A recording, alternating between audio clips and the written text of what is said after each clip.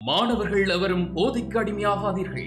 அடிமையானவர்கள் மீண்டதாக சரித்திரமில்லை. எனவே உங்களையும் சமூகத்தையும் பாதுகாத்துக் கொள்ளுங்கள். உங்கள் நலன் கருதி கல்வி டிவி.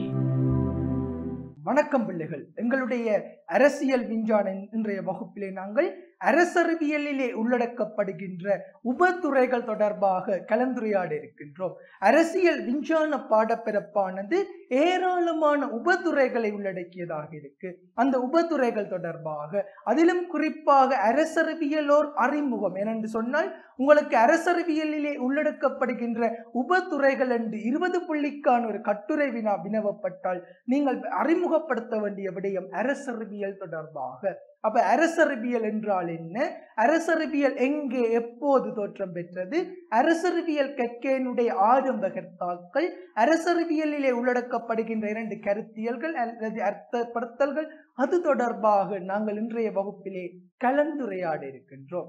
அரசறிவியல் என்றால் என்ன என்பதை நாங்கள் முதலாவது பார்க்கின்ற போது அனைவரினதும் சமூக வாழ்க்கையில் பிரதான அங்கமாக திகழ்கின்ற அரசியலை பயிலுகின்ற ஒரு பாடத்துறையாக அரசறிவியலானது காணப்படுது. உங்களுக்கு தெரியும், உங்களுடைய சமூக வாழ்க்கையிலே நாங்கள் விரும்பியோ விரும்பாமலோ அரசியலிலே பங்கு பெற்றுகின்றோம். அந்த அரசியல் தொடர்பாக படிக்கின்ற ஒரு பாடத்துறையாக, ஒரு கற்கை நெறியாக அரசறிவியலானது காணப்படுது. இந்த அரசறிவியலானது மிகவும் நீண்ட கால வரலாற்றை கொண்டது. ஒரு 10 வருஷத்துக்கு முதல் உருவாகின பாடமாண்டு கேட்டால் இல்ல, 20 வருஷத்துக்கு முதலா இல்ல, 100 வருஷத்துக்கு முதல் உருவாகின பாடமா இல்ல. எங்களுடைய அரசியல் விஞ்ஞான பாடமானது கிமு கிறிஸ்து பிறக்கிறதுக்கு முதல் 4ஆம் நூற்றாண்டிலே கிரேக்கத்திலே தோற்றம் பெற்ற ஒரு கற்கை நெறியாக, ஒரு புராதன பாடத்துறையாக அல்லது நீண்ட ஒரு வரலாற்றை கொண்ட ஒரு பாடத்துறையாக அரசியல் விஞ்ஞானம் என்பது காணப்படுகின்றது. இந்த அரசறிவியல் கற்கையினுடைய வளர்ச்சியினுடைய ஆரம்ப கர்த்தாக்களை நாங்கள் பார்க்கின்ற போது அரிஸ்டோட்டில் மற்றும் பிளேட்டோ என்ற சிந்தனையாளர்கள் காணப்படுகிறார்கள். அவர்கள் கற்கை நிலையங்களை நிறுவி அதனூடாக அரசியல் விஞ்ஞானத்தை ஏனையவர்களுக்கு போதித்தார்கள். அரிஸ்டோட்டில் என்பவர் லைசியம் என்ற கல்வி நிலையத்தையும், அதே போல பிளேட்டோ என்பவர் அகாடமி என்ற ஒரு கல்வி நிலையத்தை நிறுவி அரசியலை மாணவர்களுக்கு பயிற்றுவித்தார்கள். இந்த அரசறிவியலிலே 2 விதமான கருத்தியல்கள் அல்லது கருத்துக்கள் காணப்படுகின்றது. ஒன்று அரசியல், இரண்டாவது அரசறிவியல். இந்த அரசியலை நாங்கள் 2 வழிகளினூடாக படிக்கலாம். அல்லது அரசியறிவியல் என்பதிலே 2 விதமான அர்த்தப்படுத்தல்கள் காணப்படுது. ஒன்று கல்வித்துறையாக கற்றல், இரண்டாவது நடைமுறை அறிவாக அல்லது பொது அறிவாக கற்றல். 2023ஆம் ஆண்டு உங்களுடைய ஃபைனல் எக்ஸாம்ல என்ன கேள்வி கேட்கப்பட்டிருக்குதுன்னு சொன்னால், அரசறிவியலிலே 2 அர்த்தங்கள் காணப்படுகின்றது. அந்த 2 அர்த்தங்களையும் குறிப்பிடுக. ஒன்று கல்வித்துறையாக படிக்கிறோம், இரண்டாவது நடைமுறை அறிவாக அல்லது பொது அறிவாக நாங்கள் படிக்கின்றோம். கல்வித்துறையாக பாடசாலைகள், பல்கலைக்கழகங்கள், தனியார் கல்வி நிலையங்களிலே நாங்கள் படிக்கின்றோம். அதே போல நடைமுறை அறிவாக எங்களுடைய குடும்பமாக இருக்கலாம், அரசியல் கட்சியுடைய பிரச்சாரங்களாக இருக்கலாம், இணைய தளங்களாக இருக்கலாம், அல்லது சமவயது குழுக்களாக இருக்கலாம். இதிலே நாங்கள் அரசறிவியலை நடைமுறையாக படிக்கின்றோம். இந்த அரசியல் விஞ்ஞான பாடப்பிறப்பானது பிரதானமாக 4 உபதுறைகளை மையப்படுத்தியதாக அமைந்திருக்கின்றது. ஒன்று அரசியல் தத்துவம், இரண்டாவது அரசியல் கோட்பாடு, மூன்றாவது அரசியல் நிறுவனங்கள், நான்காவது அரசியல் கருத்தியல்கள் அல்லது அரசியல் சிந்தனைகள் என்று நீங்கள் சொல்ல போகிறீர்கள். அப்ப இதை கூட உங்களுடைய ஒரு கட்டமைப்பு வினாவாக கூட கேட்கலாம். அரசியல் விஞ்ஞானமானது பல உபதுறைகளை உள்ளடக்கியதாக இருக்கின்றது அல்லது 4 உபதுறைகளை மையப்படுத்தியதாக இருக்கின்றது. அவற்றில் 2ஐ குறிப்பிடுக என்று சொன்னால் அரசியல் தத்துவம், அரசியல் கோட்பாடு, அரசியல் நிறுவனங்கள் அல்லது அரசியல் கருத்தியல்களை நீங்கள் கூறிக்கொள்ள வேண்டும். அப்ப அவை விடயங்கள் தொடர்பாக, அரசியல் தத்துவங்கள் தொடர்பாக, அரசியல் கோட்பாடுகள் தொடர்பாக, அரசியல் நிறுவனங்கள் தொடர்பாக, அரசியல் கருத்தியல்கள் தொடர்பாக நாங்கள் இன்றைய வகுப்பிலே கலந்துரையாடுவோம். அப்ப முதலாவது தலைப்பு போடப்பட்டிருக்கின்றது அரசியல் தத்துவம் தொடர்பாக. அதிலே முதலாவது உபதுறையாக அரசியல் தத்துவம் என்பது காணப்படுது. உங்களுக்கு தெரியும், அரசறிவியலிலே பெரும்பாலான பகுதிகளை உள்ளடக்கியதாக இந்த அரசியல் தத்துவம் காணப்படுகின்றது. உதாரணமாக அரிஸ்டோட்டில் ஒரு தத்துவவியலாளர்களாக அல்லது பிளேட்டோ என்பவர் ஒரு தத்துவவியலாளர்களாக காணப்படுகிறார்கள். அதே போல் ஏராளமான தத்துவ சிந்தனையாளர்கள் எங்கள் மத்தியிலே காணப்படுகிறார்கள். இந்த அரசியல் தத்துவமானது 3 விடயங்கள் தொடர்பிலே அல்லது 3 கருப்பொருட்கள் தொடர்பிலே கவனம் செலுத்துகின்றது. முதலாவது எண்ணக்கருக்களை வரவிலக்கணம் செய்தல், இரண்டாவது சமூக பிரச்சனைகளை ஆய்வு செய்தல், மூன்றாவது புதிய கோட்பாடுகளை கட்டி எழுப்புதல். அரசியல் தத்துவமானது 3 கருப்பொருட்கள் தொடர்பிலே கவனம் செலுத்துகின்றது. அவற்றில் 2ஐ தருக என்று கூட உங்களிடம் ஒரு கட்டமைப்பு வினா கேட்கப்படலாம். நீங்கள் சொல்ல போகிறீர்கள் எண்ணக்கருக்களை வரவிலக்கணம் செய்தல். உதாரணமாக பிரசை என்றால் என்ன, அரசு என்றால் என்ன, இதற்கான வரவிலக்கணங்களை முன்வைப்பது இந்த அரசியல் தத்துவத்தினுடைய பணியாக காணப்படுகின்றது. இரண்டாவது ஆய்வு செய்தல். இந்த சமூகத்திலே காணப்படுகின்ற பிரச்சனைகளை ஆய்வு செய்கின்ற பணியை இந்த அரசியல் தத்துவம் செய்கின்றது. அதே போல புதிய கோட்பாடுகளை கட்டியெழுப்புதல். ஆரம்பத்திலே ஜனநாயகம் என்பது நல்லது என்று சொன்னாங்க, பிறகு நல்லாட்சி, அது பிற்பட்ட காலத்திலே அது வேறொரு ஆட்சி முறையாக மாற்றப்படலாம். இது போன்ற புதிய புதிய விடயங்களை அறிமுகப்படுத்துவது அல்லது புதிய கோட்பாடுகளை கட்டி எழுப்புவது இந்த அரசியல் தத்துவத்தினுடைய வகிபாகமாக அல்லது அரசியல் தத்துவமானது கவனம் செலுத்துகின்ற கருப்பொருளாக காணப்படுது. இந்த அரசியல் தத்துவமானது 1970ஆம் ஆண்டு காலப்பகுதி அல்லது 20ஆம் நூற்றாண்டு காலப்பகுதியில் ஏற்பட்ட விஞ்ஞானத்தினுடைய வளர்ச்சி காரணமாக வீழ்ச்சி அடைந்து கொண்டிருக்கின்றது. அரசியல் தத்துவம் வீழ்ச்சி அடைந்து கொண்டிருக்கின்ற சூழ்நிலையில் ஜான் ரோல்ஸ் என்பவர் ஒரு நூல் ஒன்றை எழுதுகிறார். அவர் எழுதின நூலுக்கு என்ன பேர் என்று சொன்னால் நீதி தொடர்பான கோட்பாடுகள், தியரி ஆஃப் ஜஸ்டிஸ் என்ற ஒரு நூல் எழுதப்படுகின்றது. அந்த நூலினுடைய விளைவாக வீழ்ச்சி அடைந்திருந்த அரசியல் தத்துவமானது மீண்டும் மறுமலர்ச்சி அடைந்தது. இவ்வளவு விஞ்ஞானத்தினால் சிக்குண்ட மக்கள் மீண்டும் அரசியல் தத்துவத்திற்கு பழக்கப்படுத்தப்படுகிறார்கள். அதை நீங்கள் அறிஞ்சு வச்சிருக்கணும். இது உங்களுடைய ஒரு கட்டமைப்பு வினாவாக கேட்கப்படலாம். அரசியல் தத்துவமானது மறுமலர்ச்சி அடைவதற்கு காரணமான சிந்தனையாளரையும் அவரால் எழுதப்பட்ட நூலினையும் குறிப்பிடுக என்று சொன்னால் ஜான் ரோல்ஸ் என்பவரை நீங்கள் கூறுவீர்கள். அவர் எழுதப்பட்ட நூல் தியரி ஆஃப் ஜஸ்டிஸ், நீதி தொடர்பான கோட்பாடுகள் என்று நீங்கள் கூறிக்கொள்ள வேண்டும். அதே போல அரசியல் தத்துவமானது 3 கருப்பொருட்களிலே கவனம் செலுத்துது. அந்த 3 கருப்பொருட்களும் என்னென்ன? எண்ணக்கருக்களை வரவிலக்கணம் செய்தல், ஆய்வு செய்தல், புதிய கோட்பாடுகளை கட்டி எழுப்புதல் என்று நீங்கள் சொல்ல போகிறீர்கள்.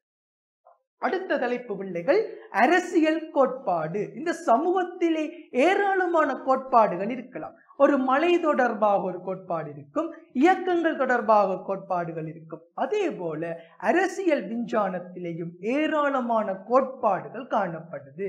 அரசியல் கோட்பாடு என்றால் என்ன என்பதை நாங்கள் முதலாவதாக பார்க்க வேண்டும். இந்த சமூகத்திலே நடைபெறுகின்ற அரசியல் நிகழ்வு ஒன்று எவ்வாறு நடைபெறுகின்றது என்பதற்கான விளக்கத்தை தான் நீங்கள் அரசியல் கோட்பாடு என்று சொல்ல போகிறீர்கள். அரசியல் கோட்பாடு என்றால் என்ன பிள்ளைகள்? சமூகத்திலே நடைபெறுகின்ற அரசியல் நிகழ்வு ஒன்று எவ்வாறு நடைபெறுகின்றது என்பதற்கான விளக்கம்தான் அரசியல் கோட்பாடு. இந்த அரசியல் கோட்பாட்டை நாங்கள் 2ஆக வகைப்படுத்தலாம். முதலாவது சொல்கிறார்கள் இலட்சிய கோட்பாடு, அதாவது நோமெட்டிவ் தியரி. முதலாவது வகைப்பாடு இலட்சிய கோட்பாடு. இரண்டாவது விஞ்ஞான ரீதியான கோட்பாடு அல்லது தர்க்க ரீதியான கோட்பாடு அல்லது சயின்டிபிக் தியரின்னு சொல்லுவீங்க. அப்ப உங்களிடம் ஒரு கட்டமைப்பு வினாவாக கேட்கப்பட போது அரசியல் கோட்பாடுகள் பிரதானமாக 2 வகைப்படும். ஒன்று லட்சிய கோட்பாடு அல்லது நியமம் சார் கோட்பாடு அல்லது நோமெட்டிவ் தியரி என்று சொல்லுவீங்கள். அதே நேரம் 2வது வகைப்பாடு விஞ்ஞான ரீதியான கோட்பாடு அல்லது தர்க்க ரீதியான கோட்பாடு அல்லது சயின்டிபிக் தியரி என்று சொல்ல போகிறீர்கள். இந்த லட்சிய கோட்பாட்டிற்கு உதாரணமாக எதை சொல்லலாம் என்று சொன்னால் அரசு பற்றிய அரிஸ்டோட்டிய கோட்பாடு, சமூக ஒப்பந்தம் பற்றிய ரூசோவினுடைய கோட்பாடு, அதிகாரம் பற்றிய லிபரல்வாதிகளின் கோட்பாடு லட்சிய கோட்பாட்டிற்கு அல்லது நியதிவாத மெலன்பாடுகளுக்கு உதாரணமாக நாங்கள் சொல்லிக் கொள்ளுவோம். அதே விஞ்ஞான ரீதியான கோட்பாட்டிற்கு பெண்ணியல்வாத கோட்பாடு அல்லது தாராண்மைவாத கோட்பாடுகளை நீங்கள் சொல்லிக் கொள்ளலாம். சரி, அப்படி அரசியல் கோட்பாடு என்றால் என்ன? சமூகத்திலே நடைபெறுகின்ற அரசியல் நிகழ்வு ஒன்று எவ்வாறு நடைபெறுகின்றது என்பதற்கான விளக்கப்படும் லட்சிய கோட்பாடு, விஞ்ஞான ரீதியான கோட்பாடு. லட்சிய கோட்பாட்டிற்கு உதாரணமாக அரசு பற்றிய அரிஸ்டாட்டிலுடைய கோட்பாடு, அதே போல ரூசோவினுடைய சமூக ஒப்பந்தவாத கோட்பாட்டை நீங்கள் எழுதுவீர்கள். விஞ்ஞான ரீதியான கோட்பாட்டிற்கு தாராண்மைவாத கோட்பாடு அல்லது பன்னியல்வாத கோட்பாடுகளை நீங்கள் சொல்லிக் கொள்ளலாம். அடுத்த தலைப்புகளை போவோம். அரசியல் கருத்தியல்கள். அடுத்த 3வது உபதுறை அரசியல் கருத்தியல்கள். அரசியல் கருத்தியல்கள் அரசறிவியலிலே உள்ளடக்கப்படுகின்ற 3வது உபதுறையாக அரசியல் கருத்தியல்கள் காணப்படுது. உங்களுக்கு தெரியும், இந்த சமூகத்தில் ஏராளமான அரசியல் கருத்தியல்கள் காணப்படுது. உதாரணமாக ஒருவர், ஒரு சிந்தனையாளர் பல கருத்துக்களை சொல்லுகின்றார். அந்த கருத்துக்கள் பிற்காலத்திலே கருத்தியலாக மாறும். அவருடைய ஐடியாக்கள் பிற்காலத்திலே ஐடியாலஜியாக மாறும். உதாரணமாக இயேசு சொன்ன கருத்துக்கள், புத்தர் சொன்ன கருத்துக்கள், ரூசோ சொன்ன கருத்துக்கள், அரிஸ்டாட்டில் சொன்ன கருத்துக்கள், ஏனைய சிந்தனையாளர்கள் சொன்ன கருத்துக்கள் பிற்காலத்திலே அது ஒரு கருத்தியலாக மாறப்போகின்றது. அதே போல் எங்களுடைய அரசியல் விஞ்ஞான பாடப்பிறப்பிலும் ஏராளமான அரசியல் கருத்தியல்கள் காணப்படுது.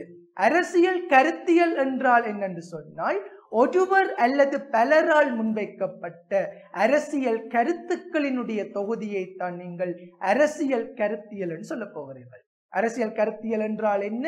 ஒருவர் அல்லது பலரால் முன்வைக்கப்பட்ட அரசியல் கருத்துக்களினுடைய தொகுதி. ஒரு அரசியல் கருத்தியலின் ஒன்றினுடைய பிரதான வகிபாகமாக ஒரு அரசியல் கரு ஒன்றை சூழ மக்களை ஒன்று திரட்டுவது காணப்படுது. உதாரணமாக அரசியல் கருத்தியல்களுக்கு உதாரணமாக நாங்கள் எதை சொல்லலாம் என்று சொன்னால், ஒரு தாராண்மைவாதம், சமவுடைமைவாதம், மத சார்பற்றவாதம், பெண்ணியல்வாதம் அல்லது சமூக ஜனநாயகவாதம் என்பன அரசியல் கருத்தியல்களுக்கு உதாரணமாக சொல்லிக்கொள்ளலாம். அப்ப அரசியல் கருத்தியல் என்றால் என்ன பிள்ளைகள்? ஒருவர் அல்லது பலரால் முன்வைக்கப்பட்ட அரசியல் கருத்துக்களினுடைய தொகுதி. அதனுடைய வகிபாகம் அல்லது அரசியல் கருத்தியலுடைய வகிபாகம் என்னது?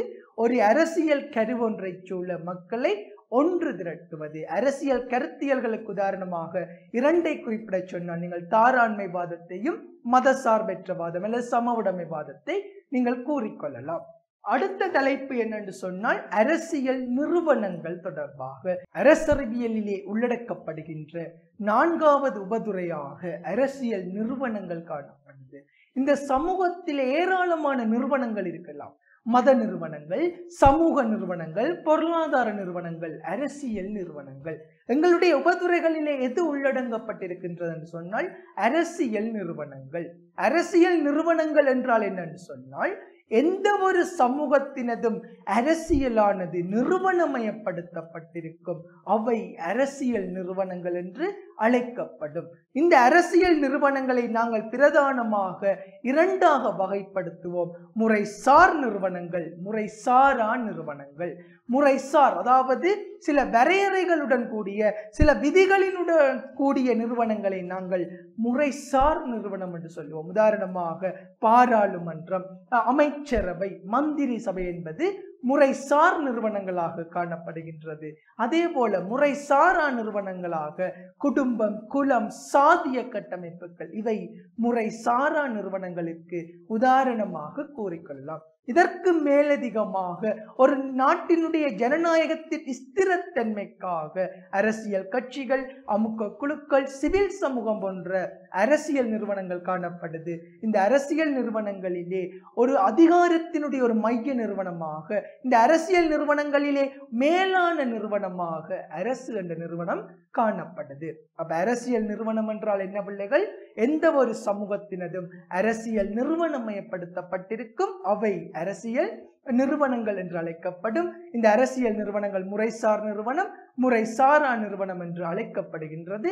முறைசார் நிறுவனத்திற்கு உதாரணமாக பாராளுமன்றம், நீதிமன்றம், அமைச்சரவை, மந்திரி சபை என்பவற்றை கூறலாம். அதே நேரம் முறைசாரா நிறுவனத்திற்கு உதாரணமாக குடும்பம், குலம், சாதிய கட்டமைப்புகளை நீங்கள் சொல்லிக் கொள்ளப் போகிறீர்கள். இந்த 4 உபதுரைகளை மையப்படுத்தியதாகத்தான் எங்களுடைய அரசியல் விஞ்ஞான பாடப்பிறப்பானது காணப்படுது. அப்ப உங்களோட ஒரு கட்டுரை வினா ஒன்று வினவப்படலாம். அரசறிவியலிலே உள்ளடக்கப்படுகின்ற 4 உபதுரைகள் தொடர்பாகவும் ஆராய்க என்று 20 புள்ளிக்கான கேள்வி வந்தால் நீங்கள் அரசறிவியல் தொடர்பாக 3 புள்ளிகளுக்கு அறிமுகப்படுத்துவீர்கள். அதன் பின்னர் இந்த 4 உபதுரைகள் தொடர்பாக ஒவ்வொரு பந்திகளிலே 4 பந்திகள் என்ற அடிப்படையிலே அவற்றுக்கு நீங்கள் உதாரணங்கள் கொடுத்து அதற்கான வரவிலக்கணங்கள் சொல்லி அதனுடைய வகைப்பாடுகள் தொடர்பாக கதைச்சு அந்த 4 பந்திகளும் எழுத வேண்டும். முடிவுரை இங்கே தொகுப்புரை வடிவத்திலே அமைந்தால் போதும். இங்கே விமர்சன ரீதியாக நாங்கள் சொல்வதற்கு எதுவும் இல்லை. ஆகவே இதை நாங்கள் தொகுப்புரை வடிவத்திலே மேற்குறிப்பிட்ட வகையிலே அரசியலானது அல்லது அரசியல் விஞ்ஞானமானது 4 உபதுரைகளை மையப்படுத்தியதாக இருக்கு. இதற்கு மேலதிகமாக சில உபதுரைகளும் காணப்படுது என்றெல்லாம் சொல்லி உங்களுடைய முடிவுரை 2 புள்ளிகளுக்கு ஏற்றால் போல் எழுதினீங்கள் என்று சொன்னால் உங்களுடைய பரீட்சையிலே அதிகளவான புள்ளிகளை நீங்கள் பெற்றுக்கொள்ளலாம். அந்த புள்ளிகளை தக்க வைத்துக் கொள்ளலாம். சரியா பிள்ளைகள்? மிகுதி விடயங்களை எங்களுடைய அடுத்த அரசியல் விஞ்ஞான வகுப்பிலே நாங்கள் கலந்துரையாடுவோம். நன்றி பிள்ளைகள். கல்வி டிவியில் புத்தம்புது நிகழ்ச்சிகளை உடனுக்குடன் பார்த்து மகிழ எமது Facebook மற்றும் YouTube பக்கத்தை லைக் செய்யுங்கள்.